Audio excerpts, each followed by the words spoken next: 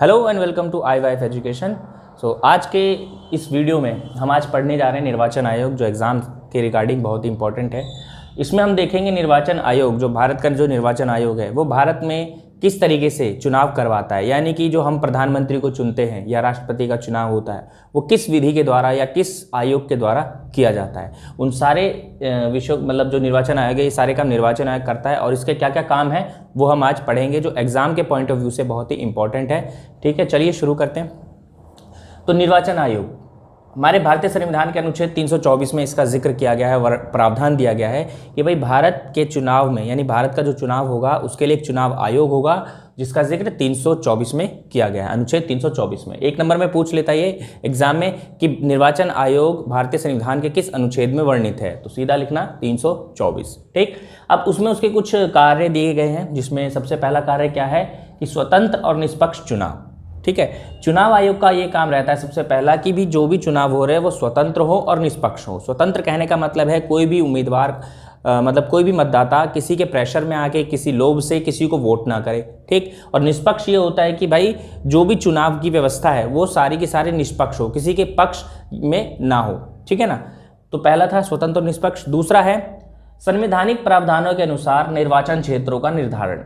अब क्या होता है कि हमारे संविधान ने कुछ मानदंड तय किए गए हैं कि निर्वाचन क्षेत्रों का आवंटन कैसे होगा। निर्वाचन क्षेत्रों का जो निर्धारण करती है वो चुनाव आयोग करती है, यानी निर्वाचन आयोग करती है।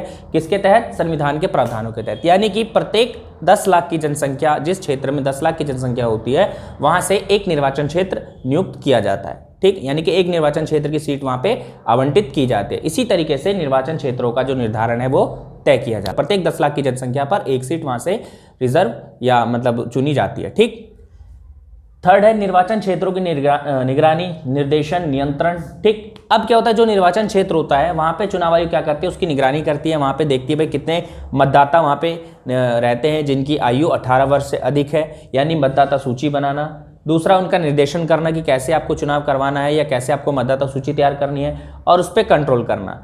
ठीक, नियंत्रण करना ताकि वो जो फर्जी डॉक्यूमेंट ना बनवाने, फर्जी अपनी मतदाता सूची ना बनवाए।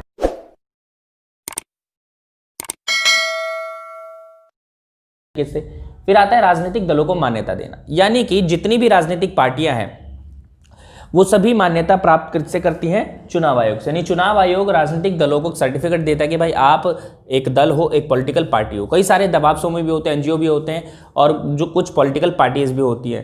तो वो पॉलिटिकल पार्टीज कब बनती है? जब वो चुनाव आयोग से मान्यता प्राप्त कर लेती हैं। ठीक, फिर आता है अधिकारियों, उम्मीदवारों और राजनीतिक दलों को निर्देशन। अब अधिकारी उम्मीदवारी कौन होते हैं? जो अधिकारी होते हैं चुनाव आयोग के, जो चुनाव चुनाव के समय मदद करते हैं चुनाव आयोग की, उन अधिकारियों और उम्मीदवारों की क्या करते हैं? निर्देश देते हैं कि भाई आप जो चुनाव है ये आप आचार संहिता है इनको फॉलो करो और इसके हिसाब से ही आपको चुनाव में प्रचार प्रसार करना होगा। यानी कि दिशा निर्देश कौन देता है? चुनाव आयोग देता है। एक नियम बना देता है कि भाई आपको चुनाव प्रचार में ये चीज़ें प्रयोग करनी है। हेट स्पीचेस यानी जो क्या बोलते हैं भड़काऊ भाषण नहीं देना है, किसी भी तरह का भेदभाव गंदी राजनीति नहीं करनी है। ये सारी निर्देश निर्वाचन आयोग द्वारा दिए जाते हैं। अब आता है शिकायतों को सुनना।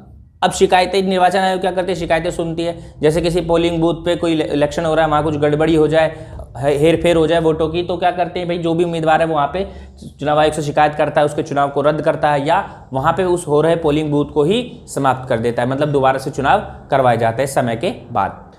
लास्ट है निर्वाचन अधिकारियों की नियुक्ति करना।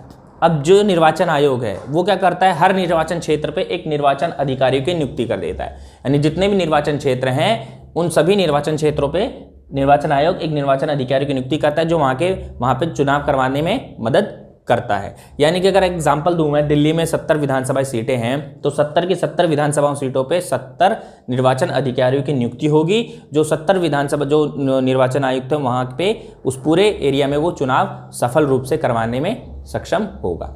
तो ये था निर्वाचन आयोग, उसके कार्य एग्जाम के पॉइंट ऑफ व्यू से काफ़ी इंपॉर्टेंट है और कई बार पूछा भी जाता है, तो इसको एक बार अच्छे से पढ़ लेना, देख लेना। Thank you.